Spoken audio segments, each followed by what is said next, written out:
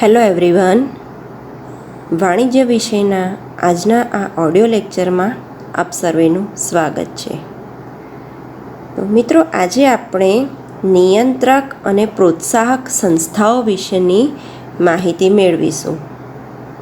આપણે જોઈએ તો આપણા અભ્યાસક્રમ પ્રમાણે આપણે માત્ર 3 સંસ્થાઓ વિશે ભણવાનું છે. આપણા અભ્યાસક્રમમાં 3 સંસ્થાઓ સમાવેલી છે. કઈ કઈ છે? એક તો રિઝર્વ બેંક ઓફ ઇન્ડિયા, ત્યાર પછી security exchange board of India એટલે કે સેબી, અને ત્રીજું છે insurance regulatory development authority IRDA IRDA. આપણા અભ્યાસક્રમ પ્રમાણે આપણે આ 3 નિયંત્રક અને પ્રોત્સાહક સંસ્થાઓ ભણીશું. સૌપ્રથમ આપણે રિઝર્વ બેંક ઓફ ઇન્ડિયા, કે જેનું ટૂંકું નામ છે RBI, અને તેને મધ્યસ્થ બેંક તરીકે પણ ઓળખાય છે. આજે આપણે એના વિશે થોડી ઘણી માહિતી મેળવી લઈએ. કે આપણે જોઈએ કે વિશ્વના દરેક રાષ્ટ્ર પાસે પોતાની એક મધ્યસ્થ બેંક અથવા તો કેન્દ્રીય બેંકનું અસ્તિત્વ છે. હવે એવું નથી કે જ્યાં સુધી મધ્યસ્થ બેંક નહોતી આવી અસ્તિત્વમાં ત્યાર પહેલાં કોઈ બેન્કિંગ વ્યવસ્થા જ ન હતી. ખરેખરમાં તો મધ્યસ્થ બેંક આવી એ અગાઉ ઘણી બધી વેપારી બેંકો એટલે કે કોમર્શિયલ બેંક એનું કાર્ય કરતી જ હતી. પણ છતાં આ જે મધ્યસ્થ બેંક છે એ દેશના નાણાંના કુલ પુરવઠા પર પોતાનું અંકુશ રાખે છે. એટલા માટે જ આ મધ્યસ્થ બેંક માટે એક સરસ વાક્ય કહેવાય છે કે મધ્યસ્થ બેંક એ દેશના આર્થિક અને નાણાકીય માળખાનું શિખર છે. મધ્યસ્થ બેંક એ દેશના આર્થિક અને નાણાકીય માળખાનું શિખર કહેવાય છે. તો આપણે એનો મધ્યસ્થ બેંક વિશેનો અર્થ સમજી લઈએ. હવે ઘણી વખત એની કોઈ પ્રોપર વ્યાખ્યા દરેક વસ્તુની હોય એવું જરૂરી નથી. જો તમને મધ્યસ્થ બેંક એટલે શું અથવા તો રિઝર્વ બેંક એટલે શું એનો અર્થ પૂછાય તો એના માટેની કોઈ પ્રોપર વ્યાખ્યા નથી, પરંતુ એનો અર્થ સમજાવવા માટે જો તમને મધ્યસ્થ બેંકનો અર્થ પૂછાય તો એ સમજાવવા માટે તમારે એ વેપારી બેંકથી કઈ રીતે અલગ પડે છે તે સમજાવવું પડે છે. આપણે એ જોઈ લઈએ અહીંયા કે મધ્યસ્થ બેંક એ વેપારી બેંકથી કઈ રીતે અલગ પડે છે. તો જોઈએ કે પહેલાં તો વેપારી બેંકનો હેતુ નફો મેળવવાનો હોય છે, જ્યારે મધ્યસ્થ બેંકનો હેતુ નફો મેળવવાનો હોતો નથી, પરંતુ આર્થિક અને નાણાકીય સ્થિરતા જાળવવાનો હોય છે. મધ્યસ્થ બેંકનો હેતુ માત્ર ને માત્ર આપણા દેશની આર્થિક અને નાણાકીય સ્થિરતા જાળવવાનો હોય છે. ત્યાર પછી વેપારી બેંકો જે છે એ ચલણી નાણું બહાર પાડી શકતી નથી, જ્યારે મધ્યસ્થ બેંક એ ચલણી નાણું એટલે કે આપણે જે કોઇન્સ જે નોટ વાપરીએ છીએ એ વેપારી બેંક બહાર પાડતી નથી, પરંતુ મધ્યસ્થ બેંક એ બહાર પાડતી હોય છે. ત્યાર પછી વેપારી બેંકોનો જનતા સાથે સીધો સંપર્ક હોય છે, જ્યારે મધ્યસ્થ બેંકનો જાહેર જનતા સાથે સીધો સંપર્ક હોતો નથી, પરંતુ મધ્યસ્થ બેંકો વેપારી બેંકો સાથે પ્રત્યક્ષ રીતે સંકળાયેલી છે અને વેપારી બેંકોએ જનતા સાથે, એટલે જાહેર જનતાને કોઈ પણ માહિતીની જરૂર પડે મધ્યસ્થ બેંકને તો એ વેપારી બેંક મારફતે મેળવી લે છે. ત્યાર પછી જોઈએ તો મધ્યસ્થ બેંક વેપારી બેંકોની હરીફ નથી, પરંતુ નિયંત્રક બેંક છે.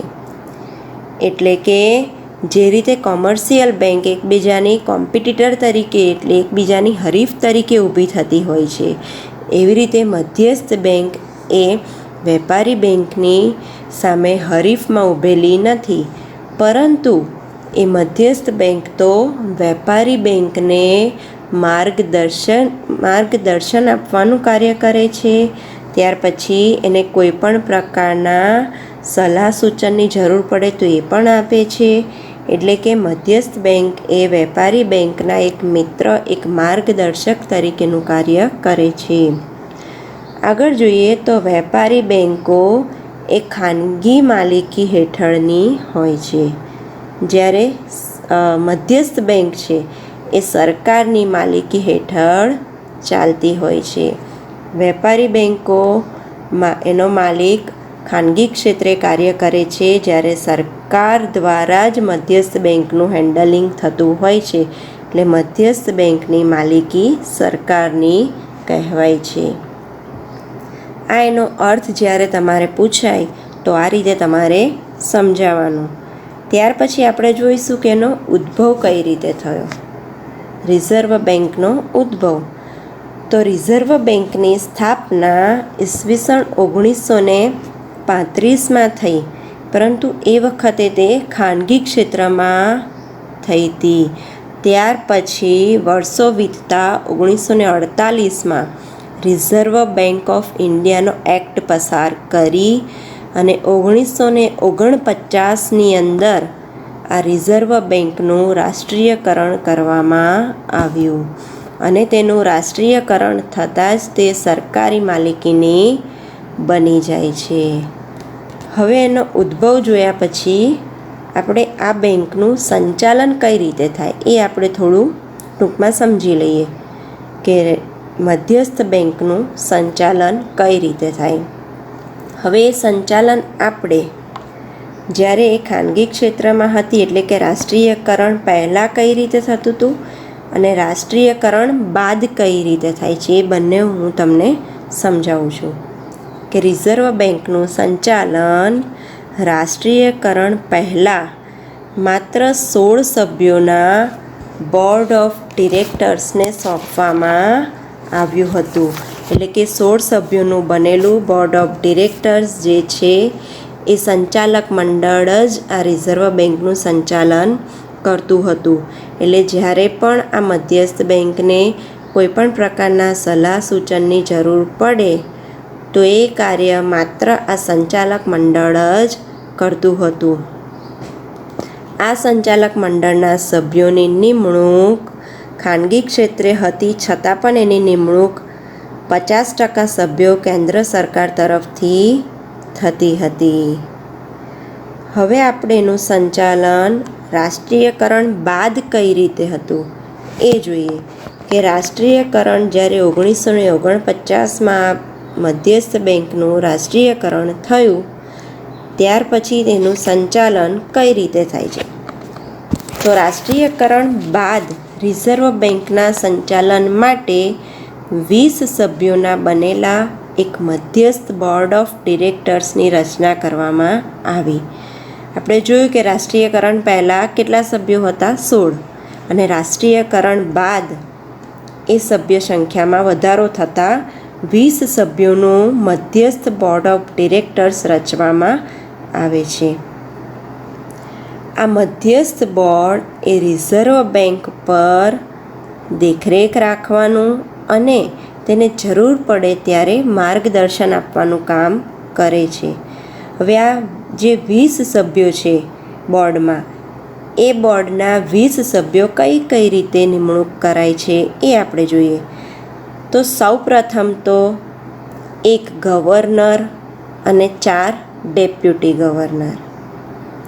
ત્યારબાદ 4 સ્થાનિક બોર્ડમાંથી એક એમ કુલ 4, અને ત્યારબાદ કેન્દ્ર સરકાર દેશના વિવિધ હિતોને ધ્યાનમાં રાખી કેન્દ્ર સરકાર બાકી 10 ડિરેક્ટરની નિમણૂક કરે છે. અને છેલ્લે એક રહે તે સરકારી અધિકારી હોય છે. એટલે એક સરકારી અધિકારી જેની નિમણૂક સરકાર પોતે જ કરતી હોય છે. આ રીતે રાષ્ટ્રીયકરણ બાદ 20 સભ્યોના બોર્ડ ઓફ ડિરેક્ટર્સ દ્વારા રિઝર્વ બેંક ઓફ ઇન્ડિયાનું સંચાલન થાય છે. મિત્રો, હવે આપણે રિઝર્વ બેંકના કાર્યો વિશે જોઈશું. રિઝર્વ બેંકના કાર્યો 2 પ્રકારના છે. એક તો પ્રણાલિકાગત કાર્ય અને બીજું બિન પ્રણાલિકાગત કાર્ય. આપણે પહેલાં રિઝર્વ બેંકના પ્રણાલિકાગત કાર્યો વિશે સમજૂતી મેળવીશું. એમાં 5 કાર્યો છે. એક તો ચલણી નોટો બહાર પાડવાનું કાર્ય, બીજું સરકારના બેન્કર તરીકેનું કાર્ય, ત્રીજું બેન્કોની બેંક તરીકેનું કાર્ય, ચોથું વિનિમય સ્થિરતાનું અને આંતરરાષ્ટ્રીય ભંડોળના સંરક્ષક તરીકેનું કાર્ય, અને પાંચમું છે શાખ નિયંત્રણનું કાર્ય. સૌપ્રથમ આપણે જોઈએ કે ચલણી નોટો બહાર પાડવાનું કાર્ય. ચલણી નોટો બહાર પાડવાનું જે કાર્ય છે એ મધ્યસ્થ બેંક માટે ખૂબ જ અગત્યનું કાર્ય છે. આ કાર્ય સૌપ્રથમ વેપારી બેંકોને જ સોંપવામાં આવ્યું હતું. આ કાર્ય કરવાની ફરજ વેપારી બેંક જ બજાવતી હતી. પરંતુ જ્યારે વેપારી બેંક ચલણી નોટો બહાર પાડતી હતી ત્યારે ઘણી બધી મુશ્કેલી ઊભી થઈ. કઈ મુશ્કેલી? કે જ્યારે પણ નવું ચલણ બહાર આવે અને પહેલાં જે બહાર પાડેલું હોય એમાં એકરૂપતા અથવા તો સમાનતા ન હતી. ત્યાર પછી આપણે જોઈએ કે જ્યારે પણ એ નોટો બહાર પાડે તો એ સમયે એ અર્થતંત્રની પરિસ્થિતિ શું છે એ પણ ધ્યાનમાં લેતી ન હતી. વેપારી બેંકો જ્યારે ચલણ બહાર પાડે ત્યારે અર્થતંત્રની જરૂરિયાત અથવા તો આપણા અર્થતંત્રમાં નાણાંનો પુરવઠો કેટલો છે અને કેટલી જરૂર છે, આ બધી બાબત વિશે ધ્યાન લેતી ન હતી. એટલા માટે જ સરકારે વેપારી બેંક પાસેથી આ ઇજારો અથવા તો આ અધિકાર લઈ અને આ ચલણી નોટો છાપવાનો અધિકાર અથવા તો ઇજારો એ મધ્યસ્થ બેંકને સોંપવામાં આવ્યો. મધ્યસ્થ બેંકને સોંપ્યા પછી પણ હજુ આપણા ભારતમાં ધાતુના સિક્કાઓ અને 1 રૂપિયાની નોટ એ આપણી સરકાર જ બહાર પાડે છે. પણ એ સિવાયનું બધું જ ચલણ એ રિઝર્વ બેંક ઓફ ઇન્ડિયા બહાર પાડતી હોય છે. અને રિઝર્વ બેંકમાં આ કાર્ય માટે ચલણ વિભાગ તરીકે એક અલગ ખાસ વિભાગ પણ રાખવામાં આવ્યો છે. હવે વેપારી બેંક પાસેથી ઇજારો લઈ અને મધ્યસ્થ બેંકને ચલણી નોટો છાપવાનો ઇજારો આપવાથી ઘણા ફાયદા થાય છે. આપણે જોઈએ કે નોટોમાં એકરૂપતા જોવા મળી. ચલણી નોટો, આપણું જે ચલણ બહાર પડે છે એક સરખું અને એક સમાન જોવા મળ્યું. ત્યાર પછી બીજો એક ફાયદો કે આપણા અર્થતંત્રમાં નાણાંનો પુરવઠો યોગ્ય રીતે જળવાઈ રહે. એટલે કે અર્થતંત્રમાં નાણાંની જેટલી જરૂરિયાત ઊભી થાય એ પ્રમાણેનું જ ત્યાં ચલણ બહાર પાડવામાં આવતું. અને આ બધા કાર્યના કારણે નાગરિકમાં એક પ્રકારનો વિશ્વાસ, ચલણી નોટો પર જે વિશ્વાસ ટકી રહેવો જોઈએ એ વિશ્વાસ પણ ટકી રહે છે. અને આ નોટો છાપવાથી જે નફો થાય એ નફો પ્રજાના કલ્યાણ માટે પણ ઉપયોગમાં લઈ શકાય. આ આપણે જોયું ચલણી નોટો બહાર પાડવાનું કાર્ય. ત્યાર પછી બીજું કાર્ય આપણે જોઈશું કે સરકારના બેન્કર તરીકેનું કાર્ય. એટલે કે આ મધ્યસ્થ બેંક જે છે એ સરકારની એક બેંક તરીકેનું કાર્ય કરે છે. એટલે સરકારને તે ઘણી બધી સુવિધાઓ અથવા તો સેવાઓ પૂરી પાડે છે. કઈ કઈ રીતે? તો સરકારને જ્યારે પણ ધિરાણની જરૂર પડે તો એને તે પૂર્ણ પાડે છે. પછી લાંબા ગાળાનું ધિરાણ હોય કે ટૂંકા ગાળાનું હોય. ત્યાર પછી સરકાર વતી એ જાહેર લોન બહાર પાડે છે. ત્યાર પછી જાહેર દેવા જે હોય એ દેવા અંગેનો વહીવટ પણ સરકાર વતી મધ્યસ્થ બેંક કરી લેતી હોય છે. ત્યાર પછી સરકારના જાહેર સાહસોને જ્યારે પણ જરૂર પડે ત્યારે નાણાકીય અથવા તો એને મૂડીરોકાણ માટેની કંઈ મદદ જરૂર પડે, એને નાણાકીય અંગેની જરૂરિયાત અથવા તો મૂડીનું રોકાણ માટેની જરૂરિયાત ઊભી થાય તો આ દરેક સમયે સરકારને તે મદદરૂપ બને છે. જો રાજ્ય સરકારો તેમની આવકમાંથી ખર્ચને પહોંચી ન વળતી હોય તો એવા સંજોગોમાં પણ અમુક ચોક્કસ શરતોને ધ્યાનમાં રાખી દરેક રાજ્યોને ઓવરડ્રાફ્ટની સગવડ પણ મધ્યસ્થ બેંક આપતી હોય છે. અને સરકારને ગમે તે સમયે જરૂર પડે ત્યારે યોગ્ય સલાહ સૂચનો પણ આ મધ્યસ્થ બેંક આપતી હોય છે. એટલે જ કહેવાય કે સરકારના બેન્કર તરીકેનું કાર્ય એ મધ્યસ્થ બેંક કરે છે. ત્યાર પછી આગળ જોઈએ ત્રીજો પોઈન્ટ, તો બેન્કોની બેંક તરીકેનું કાર્ય. આપણે જોયું કે સરકારની બેંક તરીકે તો એ કાર્ય કરે જ છે, પણ બેન્કોની બેંક એટલે કે જે કંઈ વેપારી બેન્કો, કોમર્શિયલ બેન્કો ચાલી રહી હોય એ બેન્કોની પણ બેંક તરીકેનું કાર્ય એ આ મધ્યસ્થ બેંક કરતી હોય છે. એટલે મધ્યસ્થ બેંક માત્ર સરકારની બેંક તરીકે નહીં પરંતુ બેન્કોની બેંક તરીકેનું પણ ફરજ બજાવે છે. કઈ કઈ રીતે? તો વેપારી બેન્કોને જરૂર પડે ટૂંકા ગાળાનું કે લાંબા ગાળાનું ધિરાણ એ આ મધ્યસ્થ બેંક પૂરું પાડતી હોય છે. અલગ અલગ પ્રકારની જામીનગીરીઓ કે વિનિમય પત્રો હોય તો એ વટાવીને અને જે શાખ છે એના આધારે પણ એને ધિરાણ પૂરું પાડે છે, જેથી કરીને વેપારી બેન્કોની જે ફાઇનાન્સિયલ કન્ડિશન છે એ જળવાઈ રહે. ત્યાર પછી ઘણી વખત વેપારી બેન્કોની જે અનામત હોય એ અનામત રકમ એ મધ્યસ્થ બેંકમાં જમા મૂકે છે અને આ અનામતોનું રક્ષણ પણ મધ્યસ્થ બેંક વેપારી બેંક વતી કરતી હોય છે. ત્યાર પછી આપણે જોઈએ કે ઘણી વખત બને છે એવું કે આપણે પણ પ્રેક્ટિકલી ઘણીવાર એવું સાંભળ્યું હોય છે કે આ બેંકમાં તો હવે રૂપિયા નહીં મૂકવા, ક્યારે આ બેંક બંધ થઈ જાય તો આ બેંક તો નુકસાનીમાં જાય છે. આવું બધું ઘણી વખત અફવાઓ પણ આવતી હોય છે, ઘણી વખત એ સાચું પણ હોય છે. તો આવી રીતે મુશ્કેલીના સમયમાં પણ મધ્યસ્થ બેંક તેને મદદરૂપ થતી હોય છે. કઈ કઈ રીતે થાય? કે માની લો કોઈ બેંક મુશ્કેલીમાં હોય, એ બેંકે લોકોને ધિરાણ આપી દીધું હોય અને હવે પરત મળે તેમ ન હોય તો એવા સંજોગોમાં એ બેંકમાં જે કંઈ લોકોની થાપણ હશે એ થાપણ એટલે કે એમની મૂડી તો પરત લેવા દરેક વ્યક્તિ આવશે. એવા સંજોગોમાં મધ્યસ્થ બેંક તેને નાણાકીય સહાય કરી આ રીતે ધિરાણ અથવા તો બધાની થાપણ પરત કરવામાં મદદરૂપ કરતી હોય છે.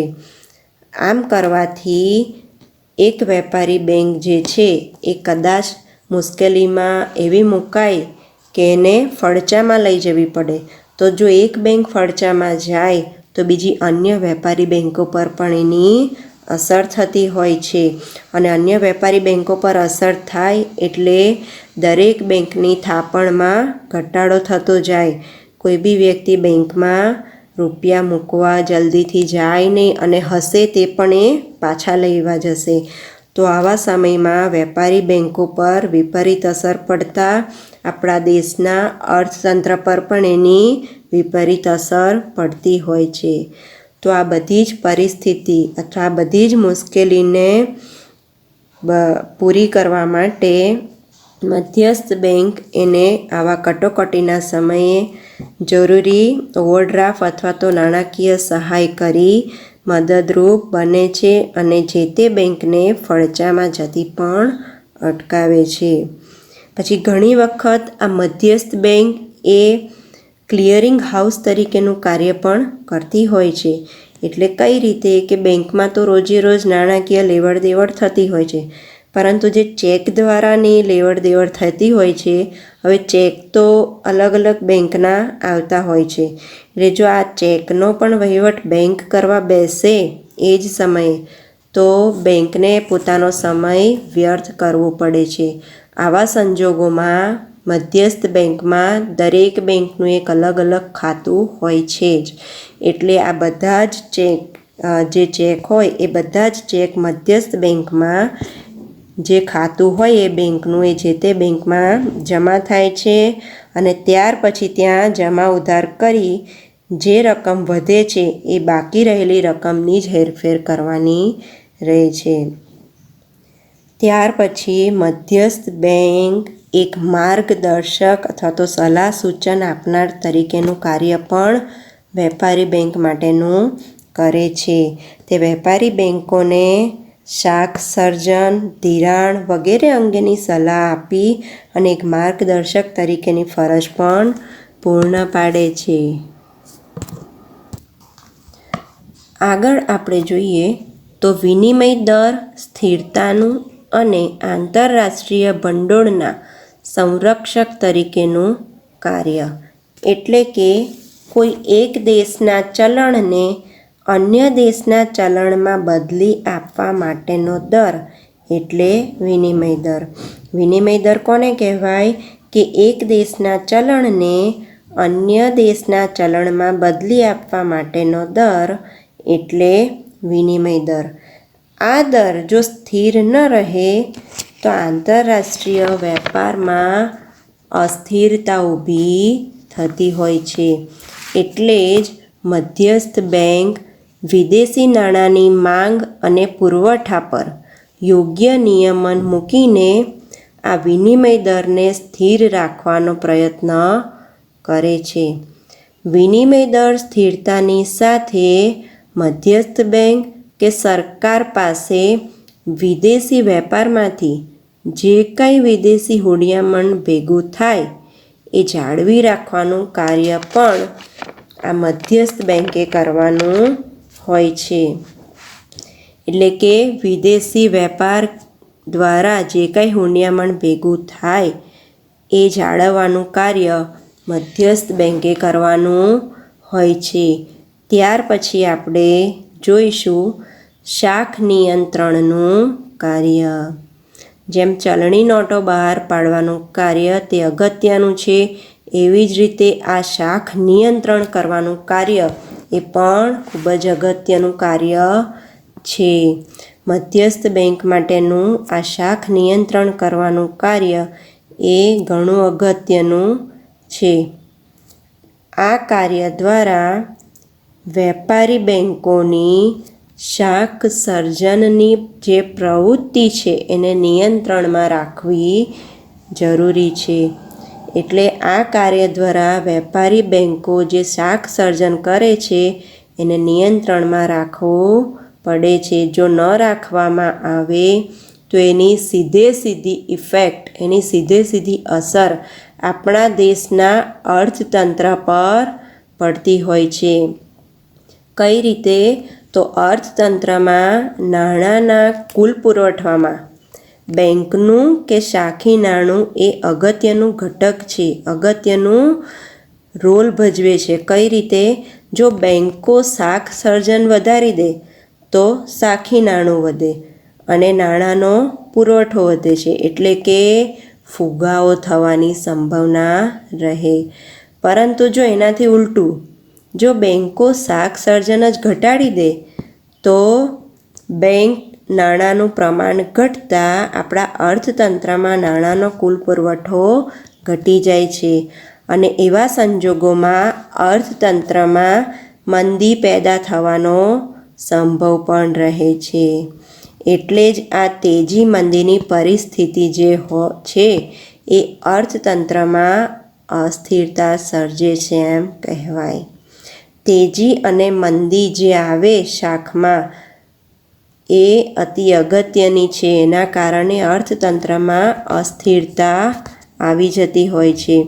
એટલે બેન્કોની શાખ સર્જનની પ્રવૃત્તિનું નિયમન રાખવું, એના પર નિયંત્રણ રાખવું એ ખૂબ જ અગત્યનું અને જરૂરી કાર્ય કહેવાય.